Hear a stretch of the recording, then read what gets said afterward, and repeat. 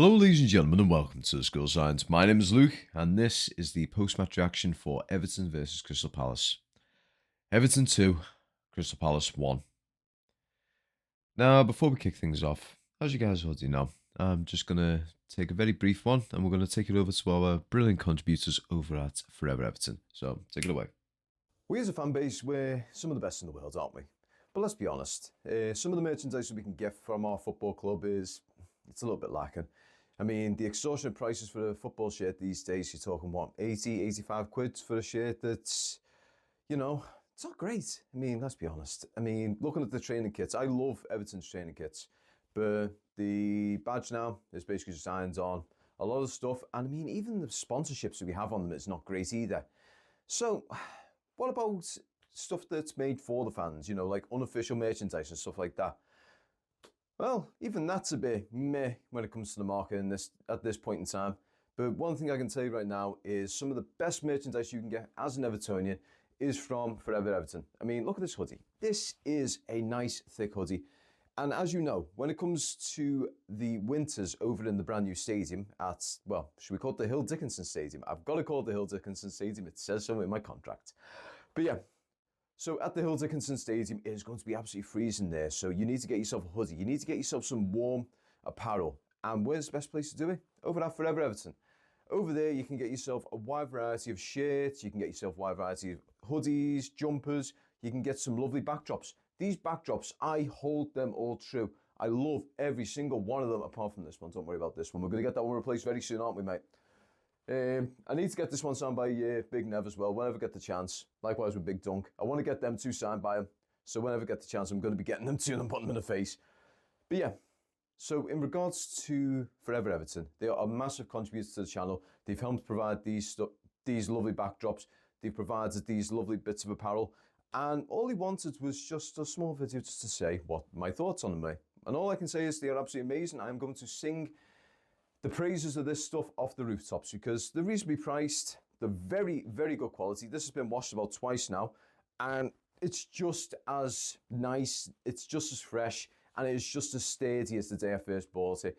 And hell, even some of the older stuff as well. So back when Rob was doing this on a more smaller scale, I had a top there, one of the Bramley Moore tops with the controversial red sun.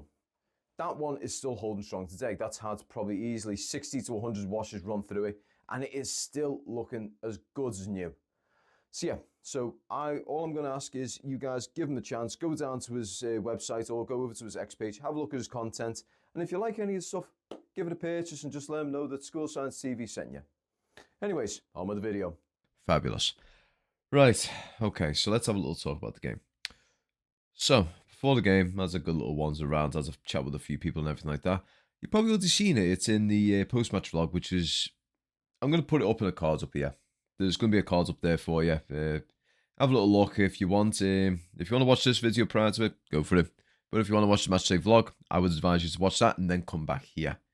But yeah, so we had a chat with a few people over in the matchday vlog, and we had a decent little bit of discussion, especially with Nick. And we were all under the same impression. We wanted to hope that Barry was going to be able to be up for the mark, and we hoped that Diblin was going to be able to hit the ground running. We were optimistic, but we were also a little bit... is apprehensive the right word to really say? Optimistic but cautious. There we go. That's a good one. Because what you had to take into account is Crystal Palace at the time were on 19 games unbeaten. They wanted to make us number 20. They really wanted to make us number 20. And we did our absolute best to make that. Well, in the first half, we basically just turned around and let them have it. In all fairness, that first half, we were slow. We were slow, we were sloppy, and we just had no bite about us, in all fairness. Tieno Barry didn't have a great game, in all fairness. Diblin didn't get utilised. And when it came to Jack Grealish and Illiman and Dye, with one or both of them in the centre of the park at some times, there was a bit of confusion between the two of them. It almost felt like It felt like someone had basically turned around to them and said, right, you two left wing, number 10, work it out amongst yourselves. That's essentially how it felt. I need to change the setting on this because it's getting on my nerves. There we go. I look a little bit better. I looked sick before. I sound sick, but now I look healthy and I don't sound, well, I still sound sick, to be honest. If you're wondering what's going on, I'm full of cold right now. Just been hit with it for 6. Basically, by the end of the game, I was feeling a bit. Managed to get my video done as I was getting back to my car. Got to my car, got something to eat. Couldn't be bothered cooking something up, so I grabbed a little cheeky KFC. And when I got home, I pretty much had a little look. There's a little bit of editing on my matchday vlog and went to bed. But that's beside the point. Let's talk about this game. So yeah, so over the course of the first half, basically just sloppy all around the park. They did their best to basically mark us out of the game in that first 45. Well, probably not even the first 45, probably the first 40. You could see things sort of unraveling ever so slightly with Crystal Palace around the last 5 minutes. A lot of their players actually did really well. Mateta came very close a few times. Got to give it to the, what was his name? Diouf, is it? I'm not sure whether it is Diouf. But yeah, so the lads on their right wing back, he did actually really well. Really, pardon me. Really put us under the cosh in all fairness. Got himself a nice little goal there. The thing was, with that goal as well, I would say it's the players who've got to take the blame on that one has to be a combination of James Tarkowski and Vitaly Mikalenko. James Tarkowski more for the fact that he invited it in. And well, it could be threefold if you were to look at Jordan Pickford and how he played as well for that contributing goal. He might have been able to do a little bit better. But in all fairness, the last line of defence is the defence, let's be honest. Once you get past that defence, it's just them and the goalie. But yeah, so Pickford can take a little bit of the blame in all fairness if he was to look back on it. Tarkowski needs to take a little bit of the blame just because of the way he sort of backed off and invited it in further and further into the box. And Mikalenko sort of has to take a little bit of the rap as well, just for the fact that he was dragged into the middle. He was dragged in unnecessarily to the middle and not aware of what was going on over his right shoulder. So he essentially left a man alone and tried to helm Tarkowski in the middle. And as a result, they saw the opening, they put it wide, and then they scored. So yeah, so from there, basically a few minutes later, it was half time. And during the half time, as you guys have probably already seen the matchday vlog if you've already watched it, it felt like we were sort of running. It felt like we were running in molasses, so we were running through maple syrup. In all fairness, we just seemed slow. We seemed sluggish. Our passes just didn't seem to amount to anything, and it just felt like it was going to be an easy day at the park for Crystal Palace. It looked like they could have had 2, 3, or even 4 if it wasn't for the fact that Jordan Pickford, bar a couple of moments, was absolutely on point, making critical saves, getting his hands where he needed them. And the likes of James Garner being able to track back. I mean, Michael Keane barely put a foot wrong, using his head quite a lot. And if it wasn't for a few of the players, I do think by halftime he would have been 2-0 down. But yeah, so come second half, Tiana Barry came off and so did Tyler Diblin for Charlie Alcaraz and Beto. So when they came on and went with the intent of proving a point. So basically, Beto did his absolute best to bother the back line. Now, in all fairness, I did actually say this in my pre-match. So one of the things I said was get Barry on for the first bit and then, the final 30. So I didn't say it completely accurately. Around the final 30 minutes, get Beto on, have him exploit a fatigued backline. And I'll be honest, he did really well. He got himself in and around that defence. He made himself a nuisance. He also tracked back as well. But he basically put all the burners on and he was going a full pelt for the entire 45. So I've got to take my hat off to him. Well, I would take my hat off, but I lost it in the wind. But yeah, you got to take your hat off to him and just say, well done for that. Likewise with Charlie Alcaraz, he was getting really deep into the back lines and he was doing similar to what Better was. He was making himself a nuisance. He was cutting out passes. He was getting between opposition and the ball. He was cutting people out. He was doing everything right that he needs to do. And as a result, it really got the fans up. Now, that wasn't the catalyst, though. It wasn't the catalyst, which is funny. The catalyst of all things was James Garner's free kick. Now, before the free kick even took place, Crystal Palace's number 10 was basically right on the ball. He was being an absolute arsehole. And James Garner wasn't having it. He was not having it one bit. So basically, the guy was probably about less than a yard away from the ball, just staring James Garner down. Started messing with the ball before the kick was even taken. He was kept pushing it back. And James Garner just lost. He kind of lost it a little bit. He got sick of the disrespect, pushed the fella, put him on his ass. And as a result, the guy who was interfering got a yellow card. So the Crystal Palace number 10. James Garner got a yellow card, so the fans really kicked off over that. And then David Moyes got a yellow card. Massive apologies for the yawn. I will see if I can actually edit them out if I can. But yeah, so David Moyes got a yellow card, and that really got the Evertonians really riled up. So as a result of that, the fans, just through sheer rage, they kicked off. They kicked off big time. They really kicked off. And we got behind the players 110%. And as a result, it did feel like it gave the Everton players a bit of a boost. It gave them that little extra 10% in the tank to really push on and really leave everything on the pitch. Because I'm not sure if they were aware of it, but there is an international break coming up. So the players who aren't on international duty should have made sure they were absolutely gassed by the end of that game. To be honest, quite a few of them looked it by the end of it. You saw a few players just sort of, once that final whistle went, they just dropped to their knees out of exhaustion, and rightly so. They did so well there, but I need to backtrack a bit. So yeah, so as a result of that, Everton really, really pushing there, and a little further on down the line, Michael Keane picked up a bit of an injury, so he took a bit of a knock, and he was complaining about a bit of a pain between the ribs. From the sounds of it, it sounds like bruised ribs. So something has happened in the play. I'm assuming an elbow, an arm, or something along them lines, or he might have even just fell awkwardly. And it sounds like he might have bruised his ribs. So that means he will. I doubt he's going to miss the Man City game, in all fairness. He's not going to miss that Man City game one bit. Just for the fact that he's got about 2 to 3 weeks to sort of get himself sorted again.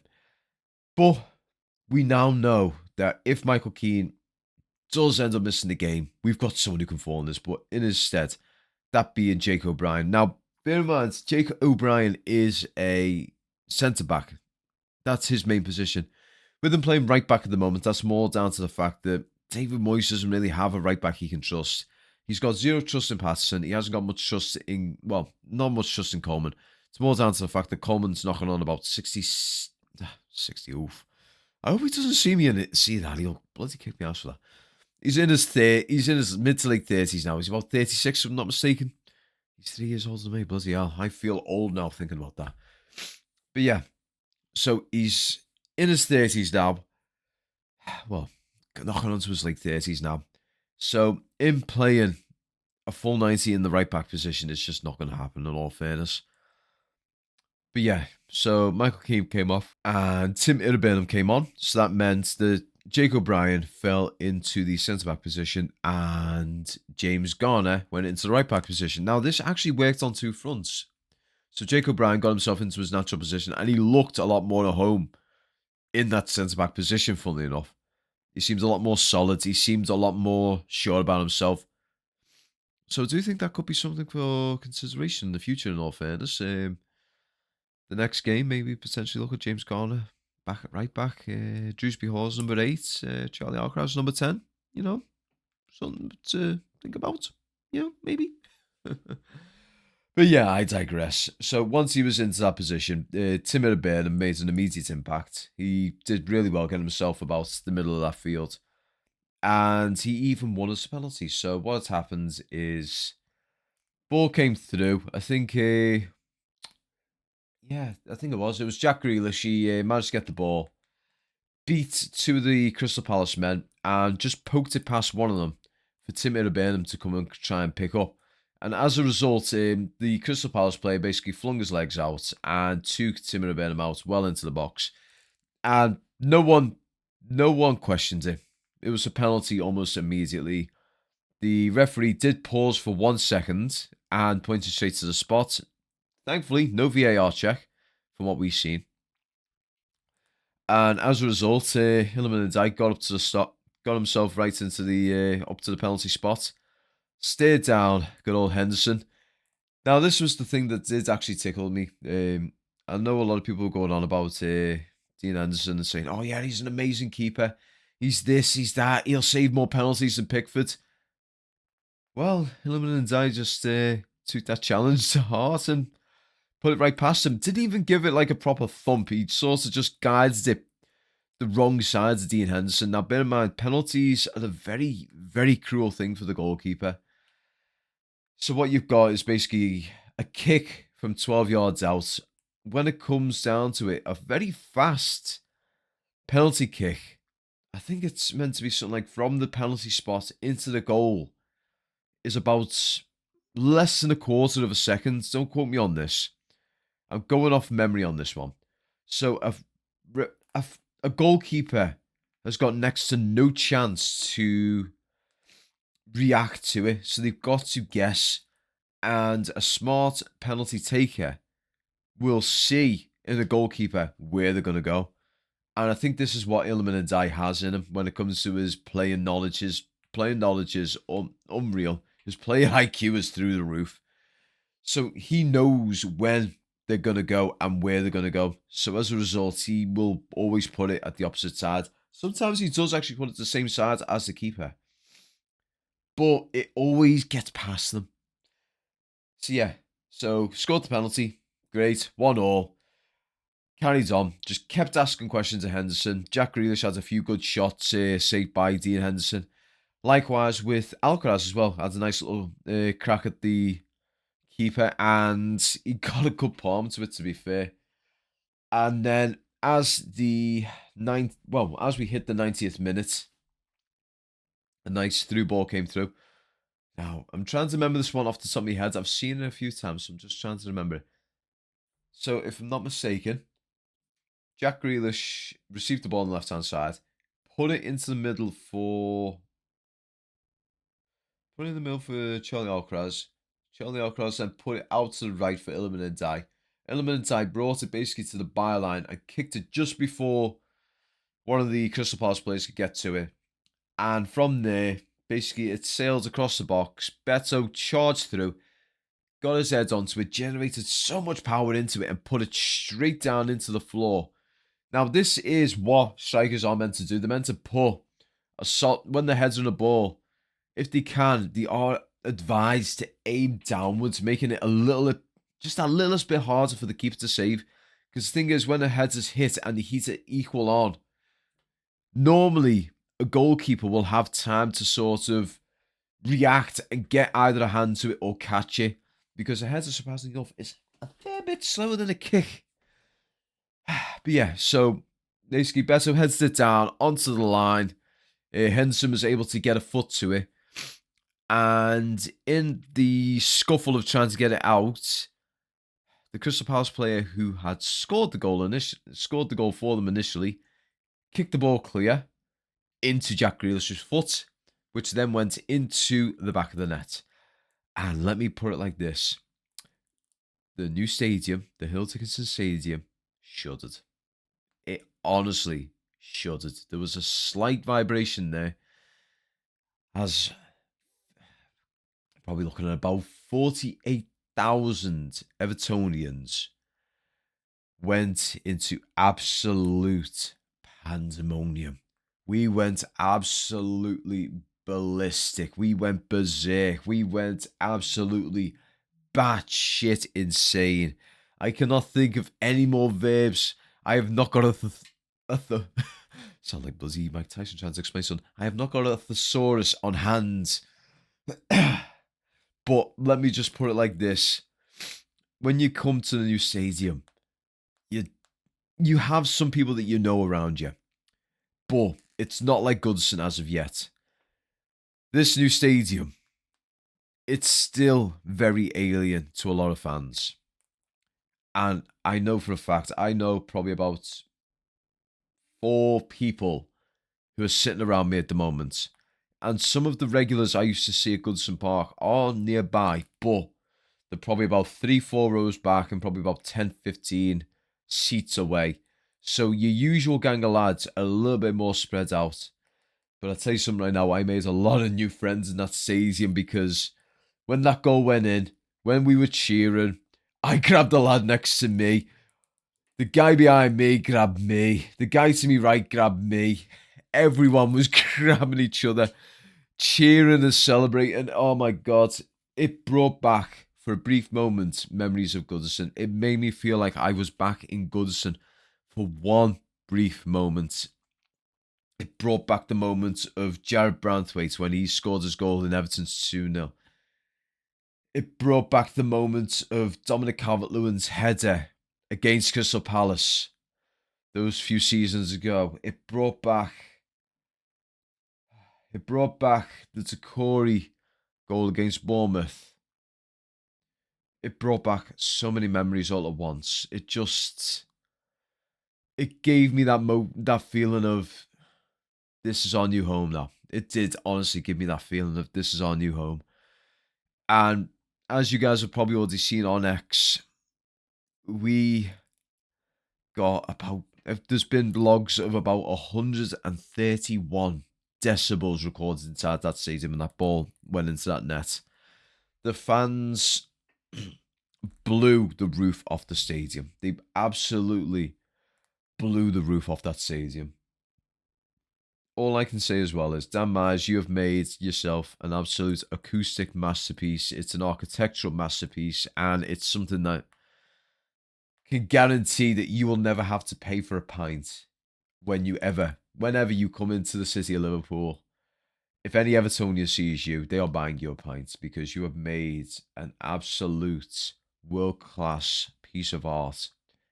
And the fact that we can call it home just means, it means so much. It means more than the world to us. It means the absolute universe to us. So, as I said, Jack Grealish scores.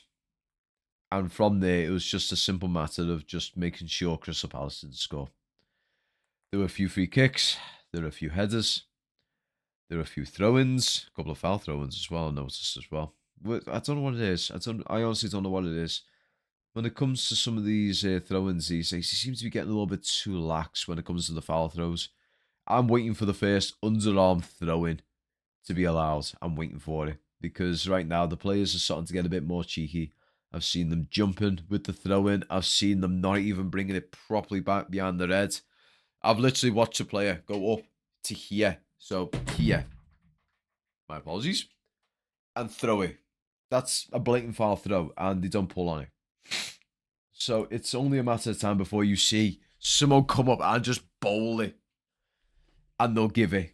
It's going to happen in due time, in all honesty. It will honestly happen in due time, and they do need to sort it out. Now, in all fairness, I'll have to put my blue tinted glasses on here and say this. The referee didn't actually have a bad game. For Everton, he did not actually have a bad game. In all fairness, he did give us the run of the green a fair bit. Honestly, he did. If anyone tries to deny and say, oh no, the referee was crap, I'm sorry, mate, but you need to have a watch of the game again, because when it came to a lot of 50-50 challenges, a lot of the 50-50 tackles and everything like that, they were going Everton's way. A lot of challenges that could have went either way for fouls. He was given probably, say, 65-35 Everton. And hell, I mean, even with the yellow cards, he didn't give too many to Everton players. Don't get me wrong, he did give a few. Well, he gave a couple, and he gave David Moyes one. But Crystal Palace did get a lot more yellow cards than Everton did. And that isn't normally the case. It's normally Everton who are walking out with the more yellow cards.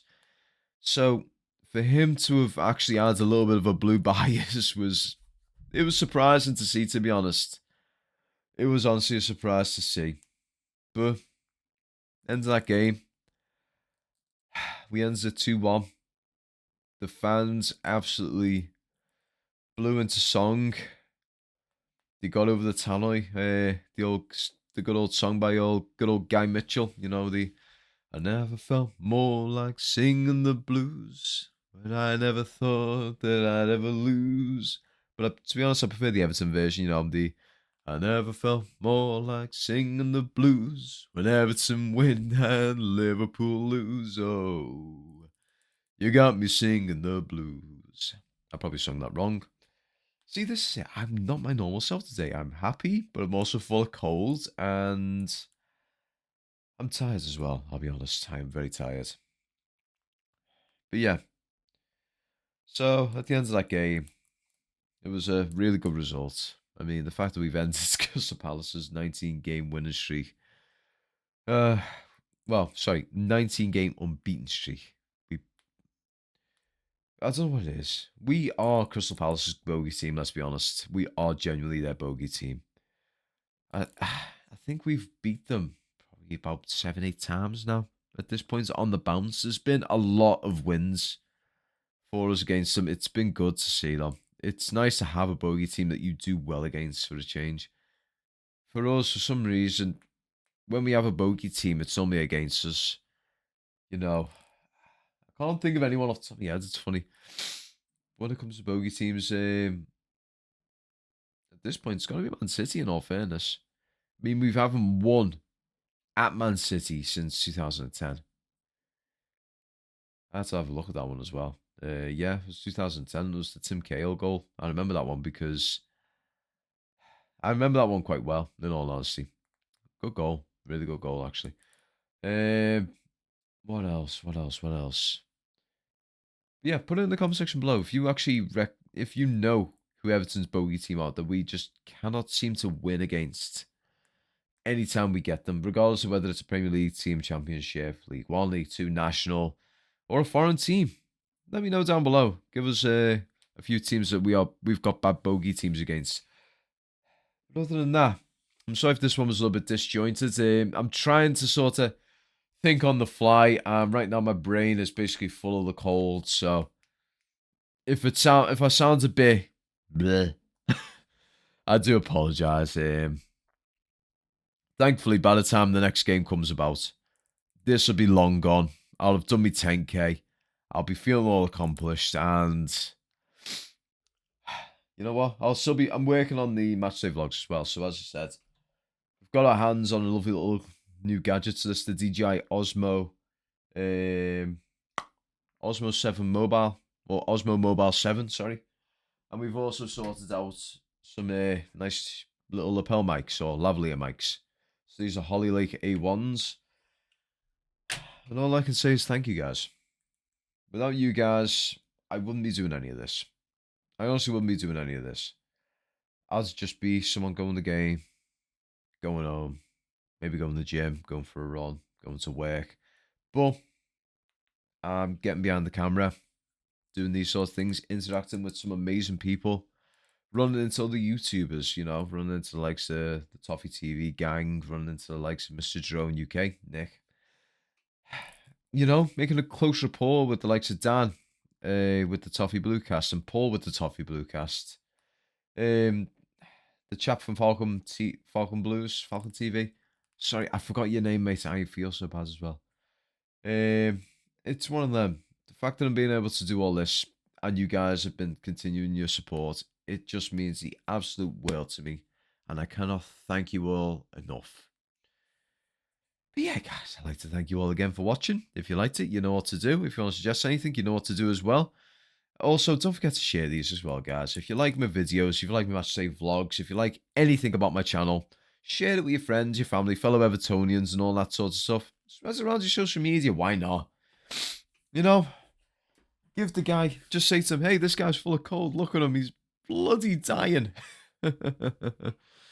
Oh, that sounds terrible. It sounds morbid. I am not dying. I'm just full of cold and it feels like shit. But yeah. Also, I'd like to say a massive thank you to the guys down here. If you want to be like any of these guys, get yourself here down the banner here, or get yourself into the secondary banner for when we actually do these sorts of things. You know what? That is that is the lineup that we should be doing. I mean, granted, Grealish is going to be cupped out for the next game, so I will be talking about alternatives in the near future. Bear in mind, they are on the international break at the moment, so I'm going to have to find something to fill in the gap. Chance I might be able to get the drone up because now Everton have got the Hull Dickinson sign lit up. They've got the badges lit up. So I am going to be getting down there probably either this weekend, next weekend. And we'll get that up as a nice little gap filler before the Man City game. So yeah. Anyway, guys, again, for the final time, thank you all so much for watching. I massively appreciate and adore you guys for all your continued support. I hope you guys enjoy the rest of your week. And just think, Everton won, Liverpool lost. Everton are unbeaten in 3. Liverpool have not won in 3. So come on, you fucking Blues. Long may this continue. Take care, guys. Enjoy the international break. And I'll see you guys again soon. Take care. Up the fucking toffees and peace.